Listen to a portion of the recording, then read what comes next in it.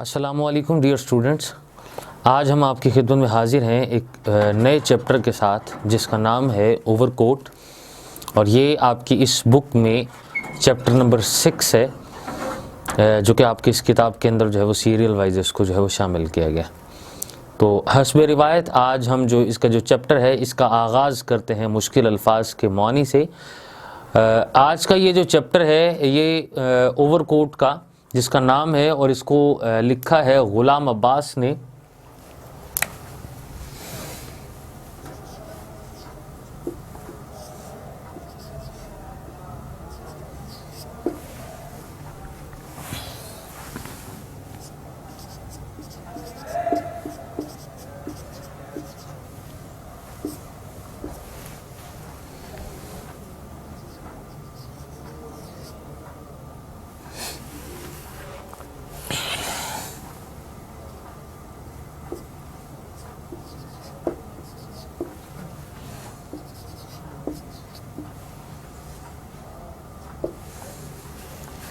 आज के हमारे इस चैप्टर में जो पहला जो लफ्ज़ है वो है पहली लाइन में जो कि है खुशपोश।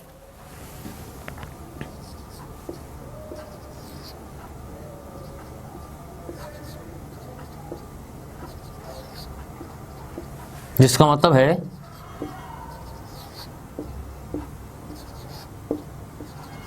खुश लिबास। दूसरा लफ्ज़ इस बुक के अंदर जो है वो ये है खरामा खरामा।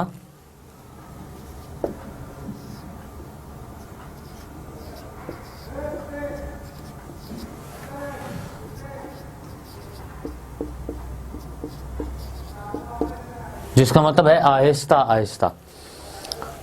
तीसरा लफ्ज़ हमारे पास है तराश खराश।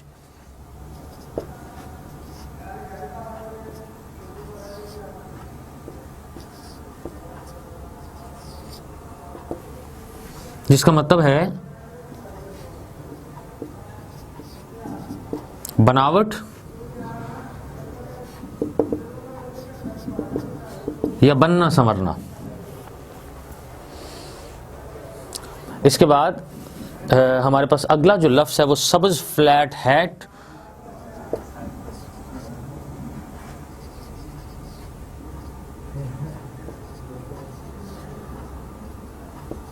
जिसका मतलब है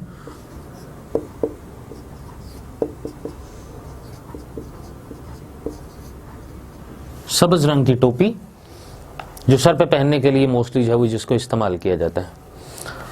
अगला लफ्ज़ हमारे पास जो पांचवा है पहले पैराग्राफ के अंदर वो है ग्लूबन।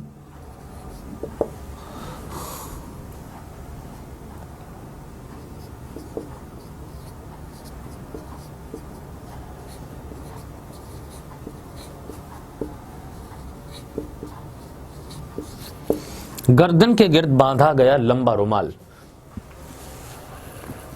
सेकंड जो पैराग्राफ है उसकी पहली लाइन में है लफ्ज़ है जाड़े का जमाना। जिसका मतलब है सर्दी का मौसम।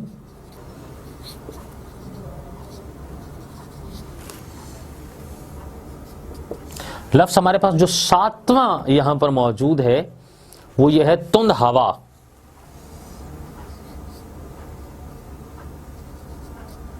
जिसका मतलब है तेज हवा।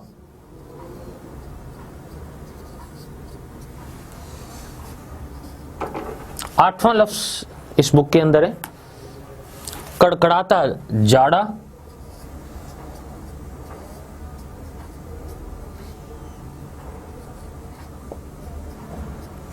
जिसका मतलब है सख्त सर्दी।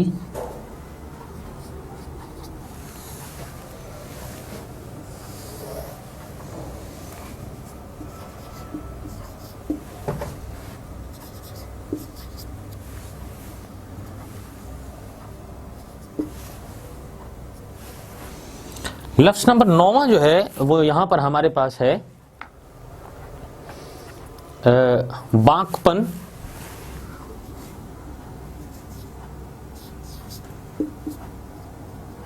जिसका मतलब है शोखी।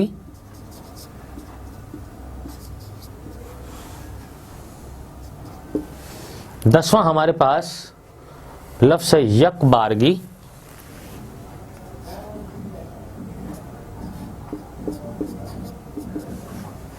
जिसका मतलब है अचानक।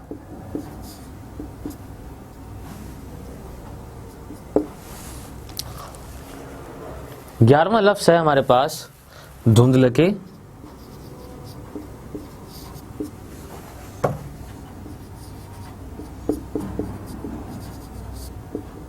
जिसका मतलब है हल्का अंधेरा।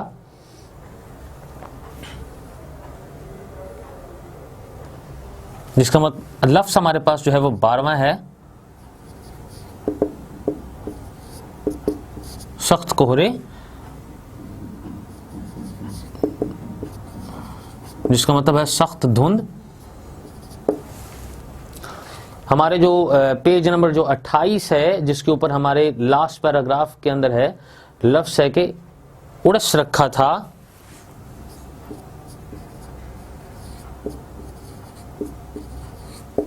जिसका मतलब है अटका रखा था।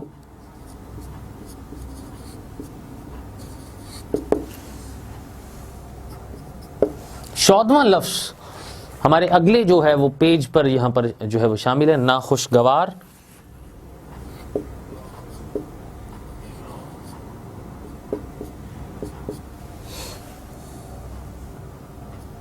नाखुशगवार का मतलब है अच्छा ना होना या मौजू ना होना। 15वां हमारे पास लफ्ज़ है जी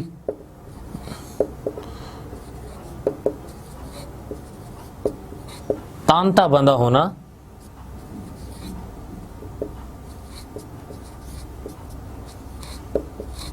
जिसका मतलब है रश्क लग जाना। एक लफ्ज़ हमारे पास है जी इस्तात,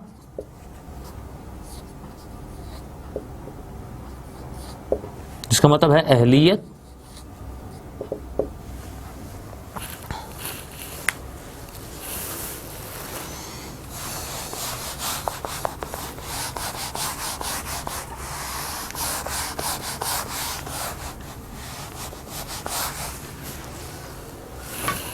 अहलियत के बाद जो लफ्ज़ हमारे पास जो 17वां है,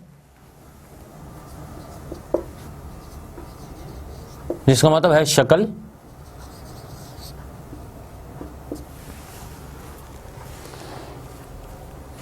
और कुमाश एक लफ्ज़ उसके साथ ही इस्तेमाल हुआ है,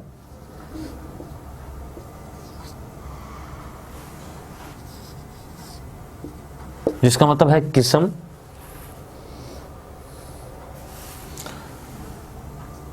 उन्नीसवां लफ्ज़ जो कि सबक का टाइटल भी है, जो कि इसके अंदर इस्तेमाल हुआ है, वो लफ्ज़ है इसके अंदर ओवरकोट,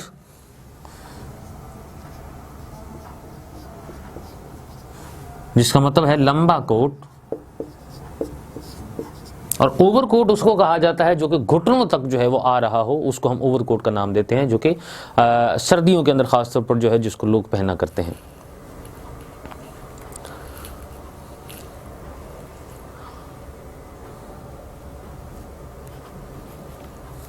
एक लफ्ज़ हमारे पास है जी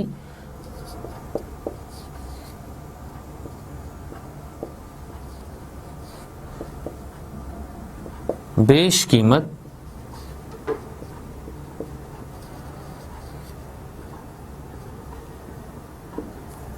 बहुत कीमती। लफ्ज़ नंबर हमारे पास 21वां है, सफ़ा नंबर 29 के ऊपर, कराकली, जिसका मतलब है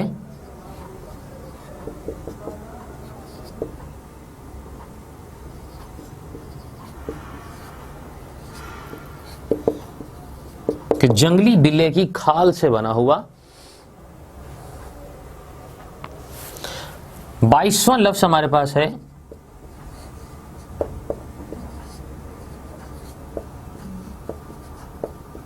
नीलाम में खरीदना, जिसका मतलब है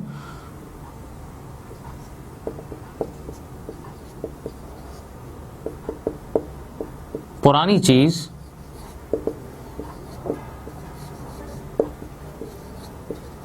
जिसकी नीलामी हो रही हो, या इसका ये मतलब ये है जो आधी कीमत पर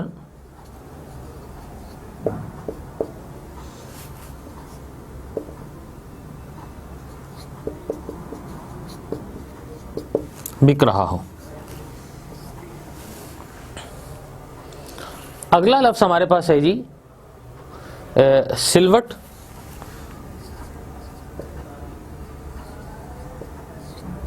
जिसका मतलब है बल। जैसे बल पड़ जाना, अक्सर औकात कपड़े जो है वो हम उसको प्रेस कर रहे होते हैं, तो बाज़-औक़ात कपड़े इतने ज़्यादा अच्छे तरीके से जो है वो प्रेस नहीं होते, तो उनमें बल पड़ जाते हैं, या कभी बैठते हुए जो है वो सिलवट उसमें पड़ जाती। सो ये लफ्ज़ जो सिलवट है, इस लिहाज से इसको जो है वो इस्तेमाल किया गया उसमें। 24वां लफ्ज़ हमारे पास है जी चोर उचक्का,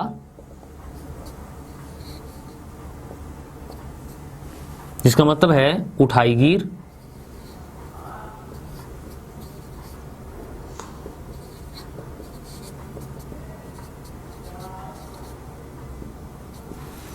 उठाकर भागने वाला चोर, या कोई भी चीज जो है वो उठाकर भाग जाने वाला, जो उसमें से कहा जाता है।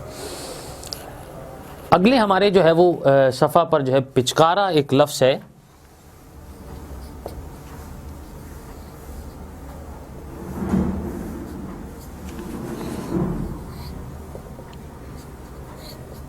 जिसका मतलब है प्यार किया।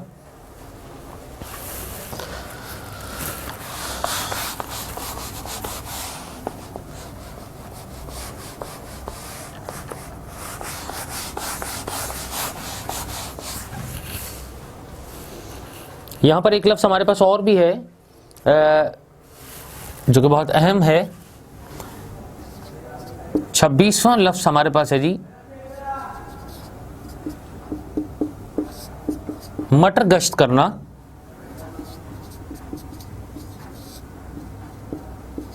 जिसका मतलब है आवारा फिरना।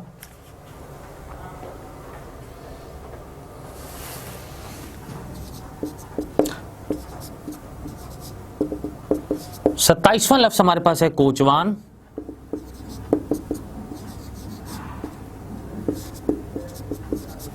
तांगा चलाने वाला जिसे कहा जाता है।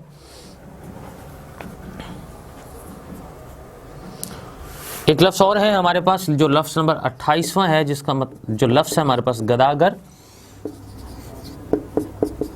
जिसका मतलब है भिखारी।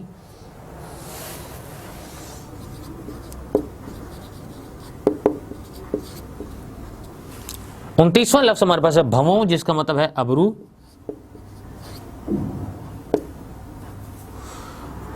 अबरू से मुराद हम कहते हैं ये जो माथे के ऊपर, हमारे आंखों के ऊपर जो बाल हैं, हम इनको जो है वो भवें बोलते हैं, लाइक वैसे कि जिनसे आप बहुत सारे अक्सर इशारे भी जो है वो करते हैं, हम इनको जो है वो भवों का इस्तेमाल करते हैं, जिसका नाम अबरू, जिसको इस्तेमाल किया जाता है यहाँ पर।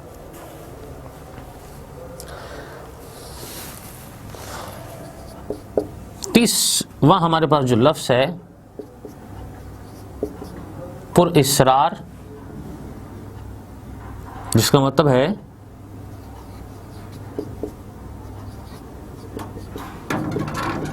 हल्की सी राज वाली।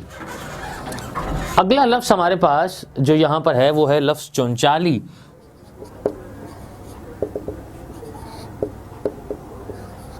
जिसका मतलब है शोखी।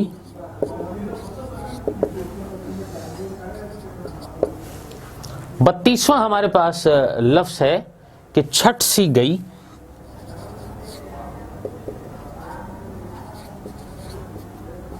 जिसका मतलब है कम हो गई।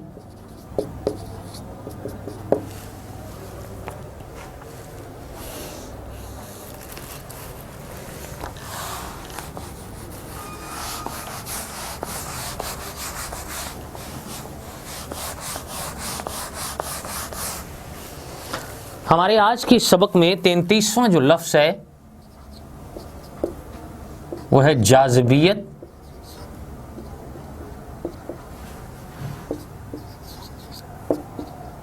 जिसका मतलब है दिलकशी।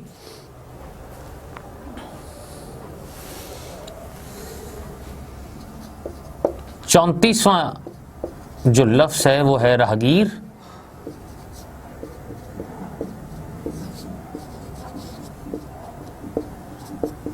जिसका मतलब है पैदल चलने वाले। हमारी आज की इस सबक में सफ़ा नंबर 31 के दूसरे पैराग्राफ में जो लफ्ज़ है रमक भर जान,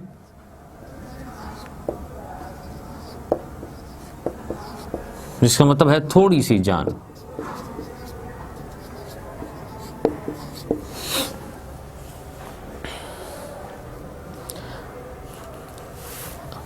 छत्तीसवां लफ्ज़ हमारे पास है अजराह दर्दमंदी,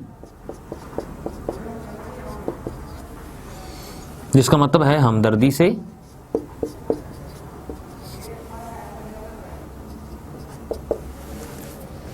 आज की इस बुक में 37वां लफ्ज़ है जराही। अबुल कासिम ज़हरावी के चैप्टर में भी हमने ये लफ्ज़ जो है वो जराही, आलात जराही के तौर पर हमने इसको पढ़ा है, जिसका मीनिंग मैंने आपके सामने वहाँ पर बयान किया था। दोबारा ये लफ्ज़ आपका जो है वो आज के चैप्टर नंबर जो 6 के अंदर जो इस्तेमाल हुआ है जराही, जिसका मतलब है सर्जरी।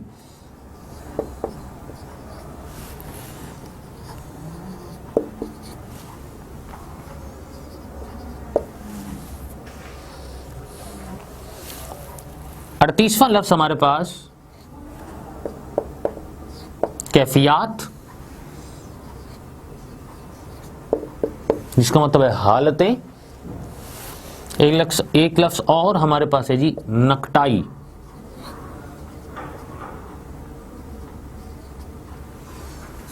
जिसका मतलब हम कहते हैं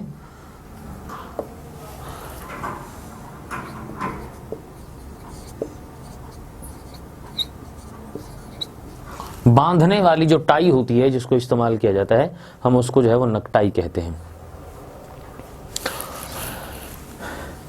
40वां लफ्ज़ हमारे पास है बोसीदा,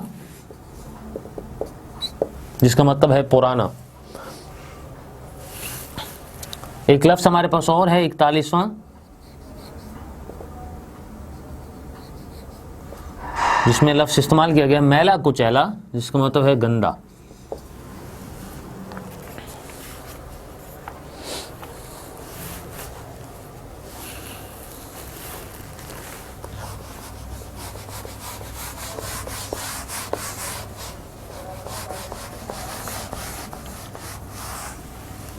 हमारे आज के इस सबक नंबर 6 के सफ़ा नंबर 32 के ऊपर सेकंड पैराग्राफ में एक लफ्ज़ है मसक गया था।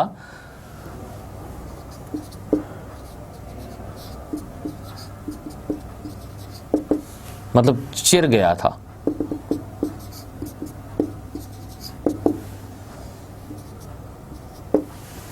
लफ्ज़ नंबर जो 43वां है वो इसमें है कि खौंचे,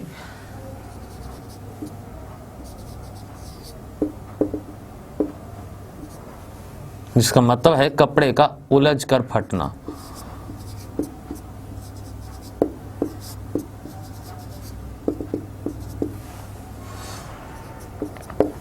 चवालीसवां जो लफ्ज़ है वो है बरहंगी,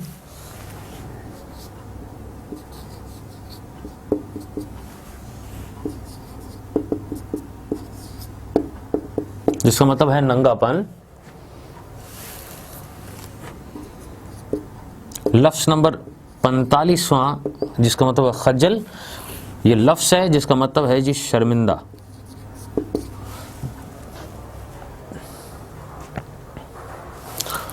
छियालीसवां लफ्ज़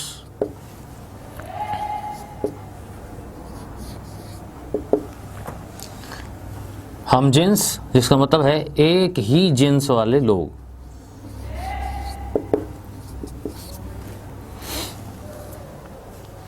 ये आज के इस सबक के हमारे पास जो मुश्किल अल्फाज थे, जिनके मानी मैंने आपके सामने जो है वो लिखे हैं।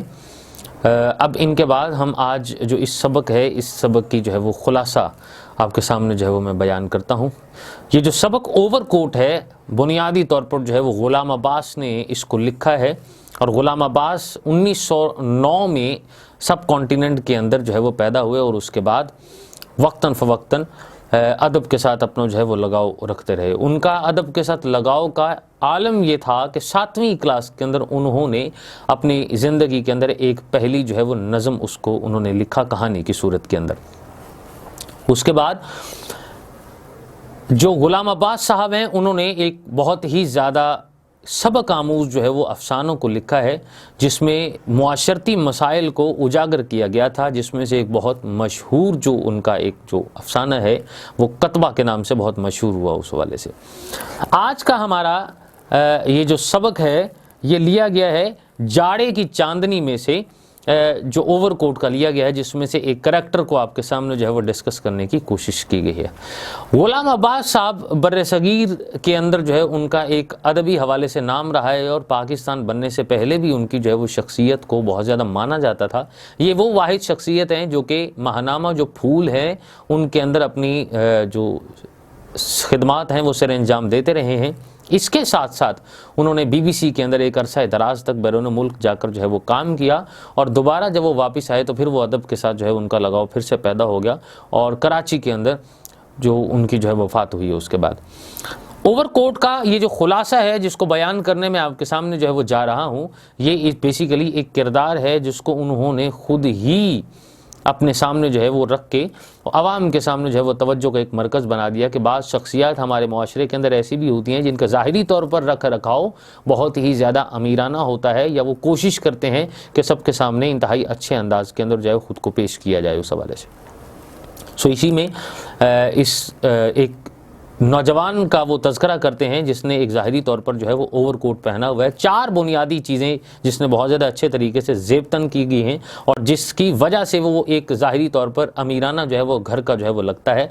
और जगह जो बताई गई है वो यही है कि डेविस रोड से निकल कर वो चेरिंग क्रॉस की तरफ जो है वो आता है और डेविस रोड वो जो लाहौर के अंदर मौजूद है, माल रोड जिसके साथ मुल्हिक है, वहाँ से वो शख्स जो है वो निकलता है। नौजवान वज़ाकता से जो है वो बिल्कुल एक नौजवान मालूम होता है और ज़ाहिरी सूरत हाल भी उसकी ज़्यादा जो है वो बहुत ज़्यादा अच्छी है।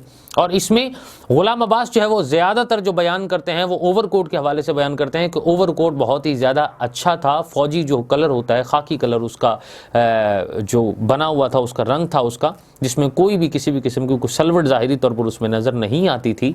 और चूँकि उस ओवरकोट के साथ एक गुलू बंद, उसने एक लंबा सा रुमाल उस नौजवान ने जो है वो अपने गले के गिर्द लपेटा हुआ था और उसके साथ एक सब्ज़ फ्लैट जो एक हैट है वो सर पे पहना हुआ था और हाथ में एक छड़ी थी जिसके साथ जिसको वो घुमाते हुए मुसलसल जो है चेरिंग क्रॉस की तरफ जो है बढ़ रहा था। और रास्ते के अंदर जो भी आते जाते, जो तांगे वाला था या कोचवान था या कोई भी जो शख्स है, वो जब उसके लिए रुकता तो उसको यस नो इसकी सूरत के अंदर जो है वो जवाब देकर वो आगे से चलता करता था, क्योंकि वो पैदल मुसलसल जो है वो चल रहा था।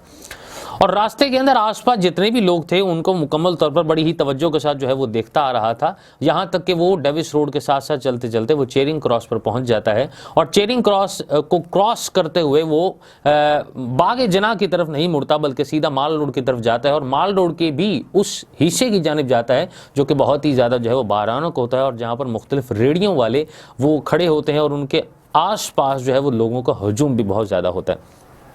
इसके साथ जो मुसन्निफ़ है वो ये बयान करते हैं कि वहाँ पर कुछ राहगीर और कुछ गदागर वो भी जो है वो आसपास वो चल रहे होते हैं और रफ्ता रफ्ता वो यहाँ पर चलते चलते एक सीमेंट वाली जो है वो बेंच के ऊपर बैठ जाता है। और बेंच के ऊपर बैठने से पहले एक ग्राउंड के अंदर वहाँ पर जो है वो कुछ बच्चों को क्रिकेट खेलते हुए देखता है, जिनको इस अंदाज से देखता है कि वो बच्चे बहुत ज़्यादा शर्मिंदा हो जाते हैं और हंसते हुए अपनी उस जगह से गायब हो जाते हैं। उसके बाद जब वो बेंच पर बैठता है जो कि सीमेंट से बना होता है और सख्त जाड़े के अंदर भी वो बिल्कुल ऐसे ही एक शो कर रहा होता है कि जैसे उसे किसी भी किस्म की कोई जो है वो सर्दी नहीं है उस हवाले से। जहाँ पर एक बिल्ली आहिस्ता आहिस्ता उसके पास जो है वो बेंच के नीचे बैठ जाती है, जिसको वो चमकारता है। चमकारना का मतलब जो है वो यहाँ पर प्यार करने के दायरे में लिया गया है। जैसे ही वो प्यार करता है तो उसके बाद वो जो बिल्ली है वो बेंच के ऊपर उसके पास आकर बैठ जाती है। कुछ देर तक वो यहाँ पर बैठता है और बैठने के बाद यहाँ से वो दोबारा जो है वो माल रोड की तरफ जो है वो चलना शुरू कर देता है। और रास्ते में वो चलते चलते कहीं पर जो है वो एक धुन जो यूरोपीय अक़वाम की एक बहुत मशहूर धुन थी उसको वो गाना शुरू कर देता है और उसके साथ साथ कहीं पर वो अपने को आप को इस अंदाज के अंदर पेश करता है कि जैसे वो किसी के सामने क्रिकेट के मैदान में एक गेंद करवा रहा हो। एक जोश के आलम के अंदर वो अपनी इस तरह की हरकतों सकनात करता हुआ आगे बढ़ता चला जा रहा है, यहाँ तक कि वो माल रोड के ऊपर जो है वो पहुँच जाता है। और माल रोड के ऊपर पहुंचते तक वो सामने जो है वो दो जगहों पर रुकता है, एक जहां पर मुख्तलिफ अखबारात और रसाइल वगैरह मौजूद होते हैं जहां पर वो उनको दिलचस्पी के साथ पढ़ता है, और इसके साथ साथ एक जगह कालीन की एक दुकान होती है जिसके आगे वो खड़े हो जाता है और ना चाहते हुए भी कालीन की दुकान से एक कालीन का जो है वो रेट मालूम करता है, जिसके जवाब में दुकानदार ने जिस शख्स को रखा होता है वो उसको कहता है कि आप अंदर तशरीफ़ ले आएँ और हम आपको जो है वो बताते हैं इसका।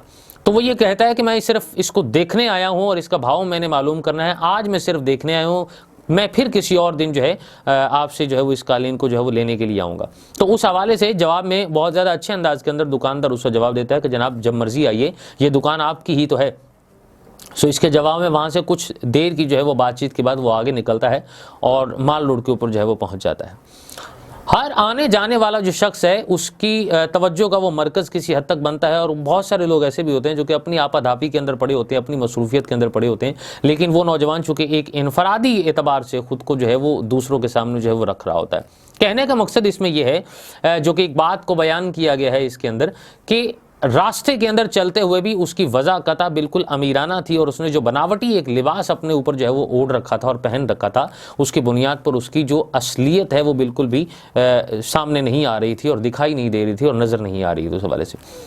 जैसे ही वो कुछ देर के बाद माल रोड को वो क्रॉस करता है, तो ऐसी अभी रोड वो आधा ही क्रॉस करता है तो सामने से जो है वो एक लारी तेज़ी के साथ आती है, और शाम के टाइम इस सर्दी के आलम के अंदर उसको जो है वो कुचलती हुई आगे चली जाती है। चूँकि अंधेरा होता है, सो अंधेरे के आलम के अंदर गाड़ी का जो है वो नंबर भी पता नहीं चलता, और गाड़ी जो है वहाँ से तेज़ी के साथ मिकलोर रोड की तरफ मुड़ती हुई सीधा आगे निकल जाती है, और ये जो शख्स है इसकी टांगे जो है बिल्कुल ख़त्म होकर रह जाती हैं, कट कर रह जाती हैं और मफलूज होता है, जिसके सर पे भी कुछ ज़ख्म लगते हैं।